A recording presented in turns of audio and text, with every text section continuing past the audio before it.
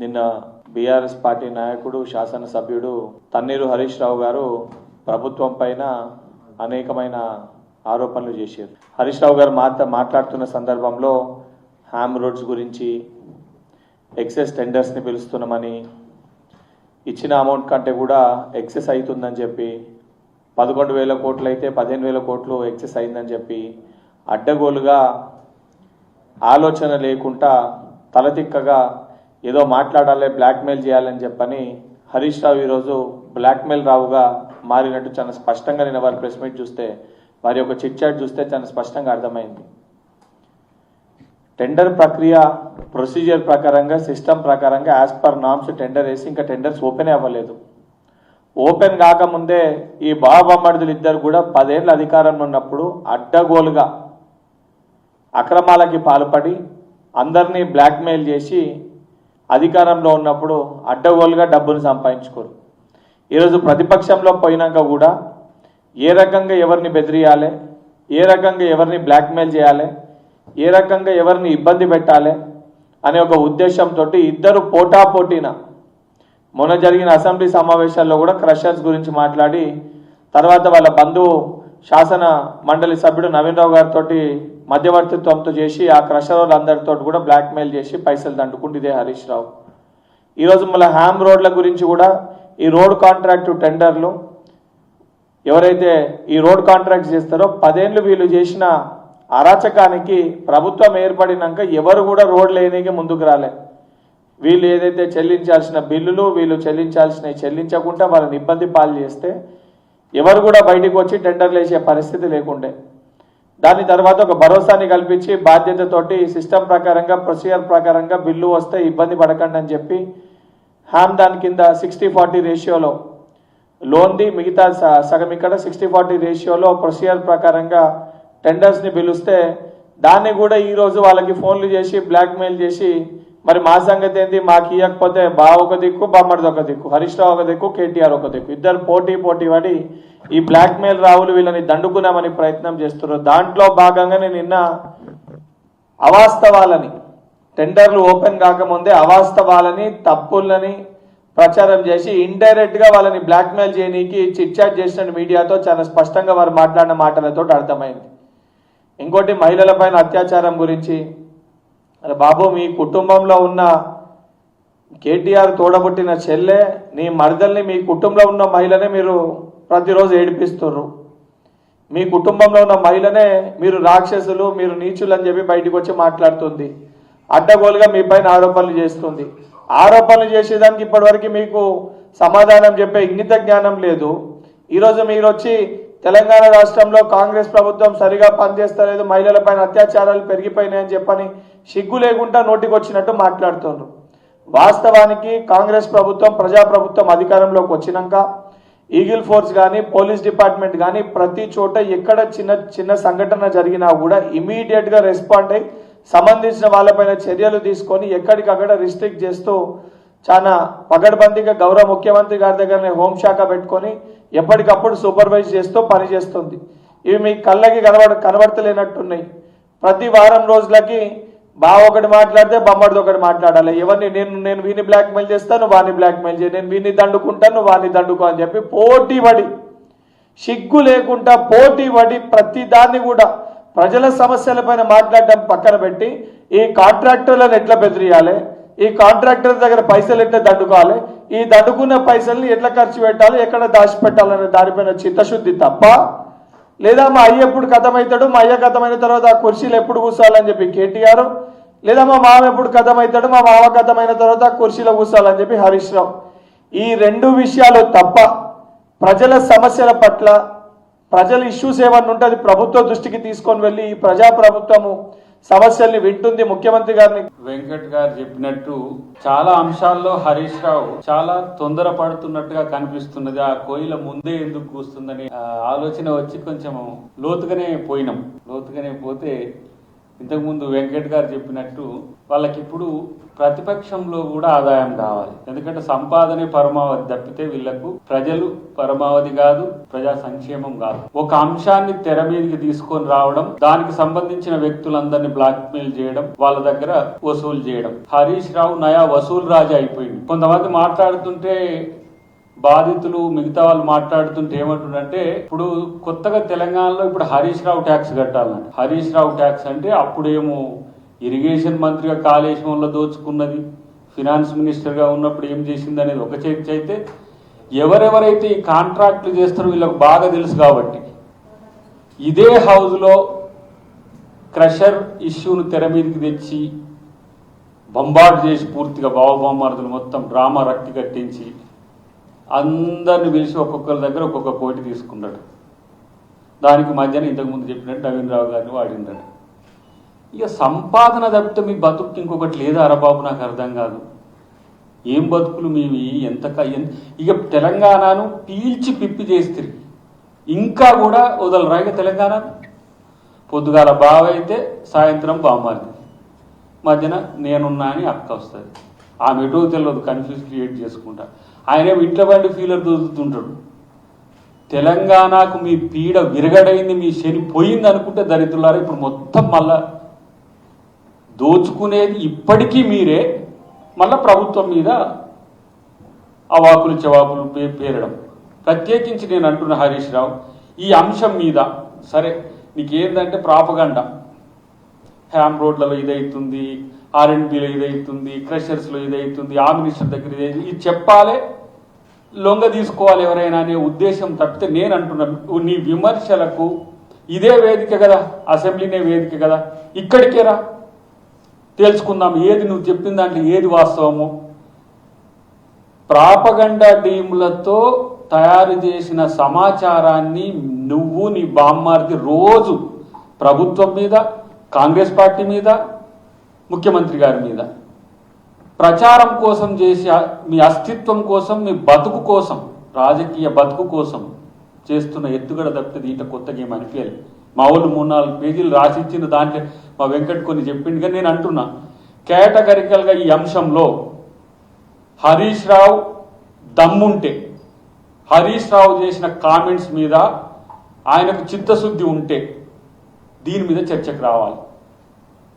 అంటే మీలాంటి దరిద్రులు ఉన్నారని తెలిసినాక కూడా తప్పెట్లా చేస్తాం రా నాయన? మీరు లేని దగ్గరనే క్రియేట్ చేస్తారు. మీరు ఎట్లా తయారైన మీరు మూమెంట్ నుంచి అంటే బ్లాక్మెయిల్ అనేది మీకు ఒక ఏమనాలి దాన్ని, కేర్ ఆఫ్ అడ్రస్ వీళ్ళే బ్రాండ్ అంబాసిడర్స్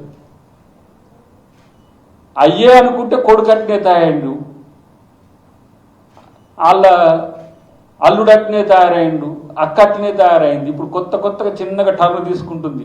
ఈ నలుగురు నిజంగా మీరు చేసే ప్రతి చర్య వెనుక ఆర్థిక లాభం మాత్రమే చూస్తారు. ఇప్పుడు ఈ దీంట్లో నేను అంటున్న ఈ టెండర్ల విషయంలో ఏ అంశం మీద ఇప్పుడు వాళ్ళు వేసిండ్రు, ఒక ఆయన 25% వేస్తాడు, ఒక ఆయన 30% వేస్తాడు, వాళ్ళ ఇష్టం. లేకపోతే ఒక ఆయన 5% వేస్తాడు, ఒక ఆయన 10% వేస్తాడు. ఫైనలైజ్ చేసేది అకార్డింగ్ టు నామ్స్ కదా. మరి దానికి అప్పుడే మీకు ఇది ఫైనలైజ్ అయిందని, దీంట్లో 5,000 కోట్లు వచ్చినాయని, దీంట్లో 10,000 కోట్లు ఏదో చేయబోతుందని చెప్పిన సన్నాసివుడు నీకు నువ్వే అనుకుంటున్నావా? దానికి మళ్ళీ పెద్ద బిల్డప్లు, ఓ పెద్ద ఎత్తున అసలు మొత్తం ఆడేది కూలిపోతుంది అన్నట్టుగా. ఇది కాంగ్రెస్ ప్రభుత్వం, హరీష్ కేసీఆర్ ప్రభుత్వం కాదు. ఇది మీకు లెక్క లేదు. మీరు చేసిన పనులు, బజార్ రౌడీలు ఉంటారు కదా, ఆకు రౌడీలు, ఎంతొస్తే అంత దోసుకొని పోయటానికి అట్లా చేసిరు మీ ప్రభుత్వాల్లో. ఇక్కడ కాంగ్రెస్ ప్రభుత్వంలో అట్లా దాన్ని నడవదు. ప్రజలకు బాధ్యతగా జవాబుదారితనంగా ప్రభుత్వం ఉంటుంది. అది పక్కన పెట్టేసి ఇష్టం వచ్చినట్టుగా కాంగ్రెస్లో, నేను ఒక మాట అంటున్నా, నువ్వు కాంగ్రెస్ ప్రభుత్వంలోనే ఉన్నావు కదా, ఒకరోజు కాంగ్రెస్ ప్రభుత్వంలో మంచిగా ఎలగబెట్టినావు కదా, ఎమ్మెల్సీ కాకుండా డైరెక్ట్గా మీ మామ పుణ్యాన. తెలుసు కదా కాంగ్రెస్ కార్యాచరణ ఎట్లా ఉంటుంది. ఏదైనా చిన్న మిస్టేక్ జరిగినా కూడా మా అధిష్టానం మా వైపు చూస్తుంటుంది ఏం జరుగుతుందని. కానీ మీ మామ సీక్రెట్లన్నీ నీకు తెలియబట్టి పాపం నిన్ను ఏమి అనలేడు. ఇదొక అలుసుగా తీసుకున్నారు. ఎందుకు మీ బామ్మారిదికి ఏమో బావ కళ్ళలో ఆనందం మాత్రమే కావాలి, ఎప్పుడు బీజేపీకి పోతాడు అని భయం, లేకపోతే ఎప్పుడు ఎటు పోతాడనే భయం. దీన్ని సందు చూసుకొని నా రాజా ఏం మాట్లాడుతున్నావురా బాబు హరీష్ నువ్వు? ఈ కథలు ఇంకెవరికి చెప్తారు మీరు తెలంగాణలో? అగ్గిపెట్టె దొరకని రాజు నువ్వు, కానీ నీది ప్రతి ఒక్కటి దగ్గర ఉంటుంది. నువ్వు చేసే ప్రతి చర్య వెనుక ప్రతి చర్య ఉంటుంది. నువ్వు చేసే ప్రతి పని వెనుక ఒక ఉద్దేశం ఉంటుంది. ఆ ఉద్దేశం వస్తూనే ఉంటుంది. నీ బాధితులు ఎవరో ప్రభుత్వానికి చెప్పరు, ఇంకెవరికి చెప్పరు అనుకుంటే ఇక నీ పిచ్చి ముచ్చటే అన్నట్టు, నీకేం అర్థం కావట్లేదు అన్నట్టు. కాబట్టి విపక్షంలో ఉన్నాం, ఇష్టం వచ్చినట్టు మాట్లాడతాం, ఏదైనా బట్టగాల్చి మీదేస్తామంటే తస్మాత్ జాగ్రత్త హరీష్. అటువైపు వాడు తిక్కలోడు కేటీఆర్. ఈ నలుగురు జనాన్ని ముందు చూస్తే కథం ఆగడు ఏందో. రాహుల్ గాంధీ మీద ఇష్టం వచ్చినట్టు మాట్లాడతాడు, రేవంత్ రెడ్డి గారి మీద ఇష్టం వచ్చినట్టు మాట్లాడతాడు. ఆయన అంటాడు, మొన్ననో చూసిన నేను 9 నెలలు 11 నెలలకే కాకుండా 3 సంవత్సరాలు అయింది కదా, మరి ఇప్పుడు పుట్టినప్పుడు ఏమనాలి రేవంత్ రెడ్డి అంటే? మరి 9 సంవత్సరాలకు నీకేం కావాలి, నిన్నేమనాలి? నువ్వు మీ అయ్యా మీ బావ మీరందరు కలిసి చేసిన దాని మీద ఇలా ప్రజాపాలనలో ప్రజలు ఎంత సంతోషంగా ఉన్నారో, ప్రజలు ఎంత కోరుకుంటున్నారో, ఇంకా ప్రభుత్వం నుంచి కావాలని కోరుకుంటున్నారు. ఎప్పుడన్నా దాని గురించి ఆలోచించిండ్రా? అంటారు అమలు కాని హామీలు ఇచ్చిండ్రు, మోసపూరిత హామీలు ఇచ్చిండ్రు. ఒరే ఒక్కటి నేను అంటున్నా, మీరు చూసుకోండి, మేము పెట్టిన ప్రతిదీ మినిమం 100 రూపాయలు ఎక్కువ పెట్టిండ్రు మీరు, ఏదైనా ఏ పథకమైనా. అంటే ఏంది? ఆ రోజేమో వాళ్ళు 2500 పెడితే మనం 3000 పెడదాం, వాళ్ళు 5000 పెడితే మనం 6000 పెడదాం. ప్రతి పథకం అన్నింటిలో మరి మీరు చేసిండ్రు. అంటే మీకు కూడా మోసపూరితమైన హామీలు ఇచ్చినట్టేనా? ఆ రోజు మొత్తం రాష్ట్ర ఖజానాను పూర్తిగా అడుగంటుగా పోయేటట్టు చేసి ప్రతిదాన్ని అడుగుతుండ్రు. ఇప్పుడు ఈ అడిగే నైతిక హక్కు ఎక్కడి మీకు దరిద్రులని నేను అంటున్నా. సర్వం సంకనాకిచ్చి తెలంగాణను పూర్తి స్థాయిలో నష్టం చేసి ఇంకా తగుదునమ్మా అని చెప్పి సోది చెప్తున్నాం. ఇదేనా మీరు చేస్తున్నది రాజకీయం? అంటే ఇదేనా? ఏది ఆంధ్ర తెలంగాణ ఉద్యమం వచ్చినప్పుడు ఆంధ్రోళ్ళ మీద జాగో బాగో అని చెప్పి ఇష్టం వచ్చినట్టు వాళ్ళ సెంటిమెంట్ రగిలించి వాళ్ళ మీద ఏదో ఆధిపత్యం చెలాయించినట్టు కాదు కదా. పరిపాలించింది కదా ఒక 9 సంవత్సరాలు 10 సంవత్సరాలు. మీకు ఇంకా ఉద్యమం తాలూకు ఉద్యమం నాడు బెదిరించినట్టు, ఉద్యమం నాడు బ్లాక్మెయిల్ చేసినట్టు ఏ కాలేజీలలో బెదిరించిండ్రో, ఏ పరిశ్రమలను మీరు బెదిరించిండ్రో, ఎక్కడెక్కడ కార్పొరేట్ సంస్థలను బెదిరించో అందరి అప్పుడు కూడా లిస్ట్ ఉండే. మీ బతుకే డబ్బు ఏమంటాం కదా, కనీసం పీసినాశి వాళ్ళ కన్నా ఇన్ని పైసలు వస్తే ఇక చాలనుకొని కోట శ్రీనివాసరావు లాంటి వాళ్ళని సాటిస్ఫై ఉంటారు. కానీ మీకు లక్షల కోట్లు దోచుకున్న ఇంకా డబ్బుల మీద యావనే, ఇంకా బ్లాక్మెయిల్ దందానే. ఇది తెలంగాణ సమాజం సహించది. హరీష్ రావు అని హెచ్చరిస్తున్నాం. హరీష్ రావునే కాదు, ఇద్దరు మంచి డ్రామా ఆర్టిస్టులు, ఇద్దరికి ఆస్కార్ అవార్డులు ఇవ్వచ్చు. రోజుకొకటి ఆడ పెట్టి రావాలి. ఊరికనే వీళ్ళ నటనకు ఏం చెప్పొద్దు, పొద్దుగాల పోయి ఆస్కార్ పెట్టి రావాలి. అట్లా నటిస్తున్నారు వీళ్ళు. పైగా పని చేసేటోళ్ళ మీద అబాండాలేసుడు, లేదంటే అవినీతి మరకలు అంటించుడు, పని చేసేటోళ్ళ మధ్యన ఏంటి పొరపచ్చాలు తీసుకురావడం, ఎంత నారద లేదంటే ఈ శకుని టైపు ఈ శాస్త్రాలన్నీ ఉన్నాయి కదా, ఆ టైపు మానుకోండి మీరు ఫస్ట్. మీ బాస్ ఏమో ఆయన ఎవరెటు పోతే నాకేంది, నేను ఉన్నంత వరకు నేను సరిగా ఉండాలని ఆయన అనుకుంటుడు. కానీ మీరు టీఆర్ఎస్ను సంకనాడికి ఇచ్చిండ్రు, బీఆర్ఎస్ను ఈరోజు పూర్తిగా బొందబెట్టే స్థాయికి తెచ్చిండ్రు. మళ్ళీ టీఆర్ఎస్ అని ఆమె పెట్టేసరికి మళ్ళీ టీఆర్ఎస్ అని పోయినవిగా మొన్న ఢిల్లీకి పోయి బీజేపీ నాయకులతో మాట్లాడి కొంచెం ఈసీతో అని చెప్పి మాకు మళ్ళీ టీఆర్ఎస్ ఆమెకి ఇవ్వకుండా చేయనంటే వాళ్ళు ఇచ్చారు ఏదో తెలంగాణ రక్షణ సమితితో తెలంగాణ అని. అంటే మీరు ప్రతి దగ్గర మళ్ళీ ఆ బ్రాండ్కు వీళ్ళే అంబాసిడర్ అయ్యి వీళ్ళే బ్లాక్మెయిల్ చేయాలి టీఆర్ఎస్ అంటే కూడా. ఇలాంటి ఒక దిగజారుడు ఇలా ఏమంటాము వ్యవహారాలకు దిగజారుతున్న హరీష్ రావు లేదంటే కేసీఆర్ అండ్ కోలో ఒక తీరుగా ఆడుతుంది, ఇంకో తీరుగా ఆడుతుంది. నేను అంటున్నా ఇలా ఒక మాట, నీవు 1 కోటి రూపాయలు ఎవరైతే ఈ క్రషర్తో బెనిఫిట్ అయ్యే కాంట్రాక్టర్ల దగ్గర తీసుకోలేదని ప్రమాణం చేయగలుగుతావా? ఇది సంపూర్ణమైన సమాచారంతోనే దీన్ని ఎలిగేషన్ చేస్తున్నాం. దీనికి రెస్పాండ్గా వీలైతే నువ్వు నిరూపించుకో. చర్చకు రారేళ్ళు వీళ్ళు అంత. ఇప్పుడు ఏంటంటే డిబేట్కు రారు, చర్చకు రారు వీళ్ళు, టీవీ డిబేట్లకు కూడా రారు. ఎందుకంటే ఒకవైపే చూడన్నట్టు వీళ్ళు చెప్పుకుంటూ పోవాలి. అబద్ధమైనా సరే జనం వినాలి. ఇంత తప్పితే ఇంకా మీకేం లేదు. ఎక్కడైనా కూర్చుందామంటే రారు. ఒకరోజు వచ్చింది ఆయన కేటీఆర్ ఆడ కూర్చొని ఇక్కడికి రారని మనం ఆ రోజు ఈడ ఉన్నాం, సెల్ఫీలో ఉన్నాం. ప్రచారం కోసమే పడిపోతున్న బీఆర్ఎస్ గ్రాఫ్ను మరింత కాపాడుకోవడానికి ఆయన రాట్లేడు వచ్చిన నడుస్తలేదు. మొన్న ఏదో జగిత్యాల మీటింగ్ పెడితే అంతేనంటావా అనేసరికి పాపం కాకాది పవర్ తగ్గిపోయింది.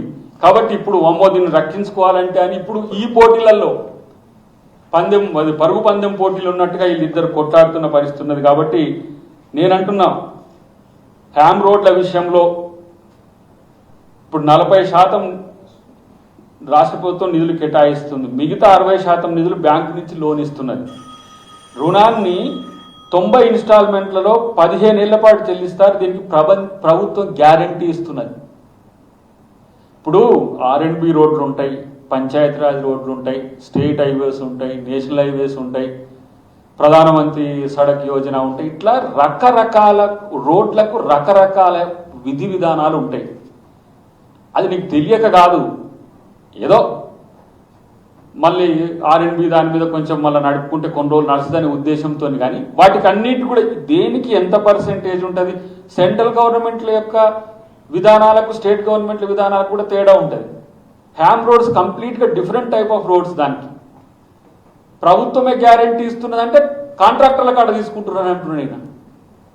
ఇలాంటి తోక లేని తలకాయ లేని ఈ విమర్శలన్నిటికి కూడా మేము ఈరోజు స్పందించాల్సి వస్తుంది. ఎందుకంటే మీ వల్ల మీకేమో పని పాట లేదు, పొద్దుగా లేస్తే ఇవ్వాలి ఏం సమయం. ఇప్పుడు మన ఏమంటాము రోజుకొక దందా చేసుకోవడానికి ఒక అంశాన్ని పట్టుకోవాలి, దాని మీద చర్చ నడపాలి, దాని మీద ఎంత వస్తుందో అంత చూసుకోవాలి, సాయంత్రానికి మళ్ళీ ఎంత గిరాకీ వస్తే అంత.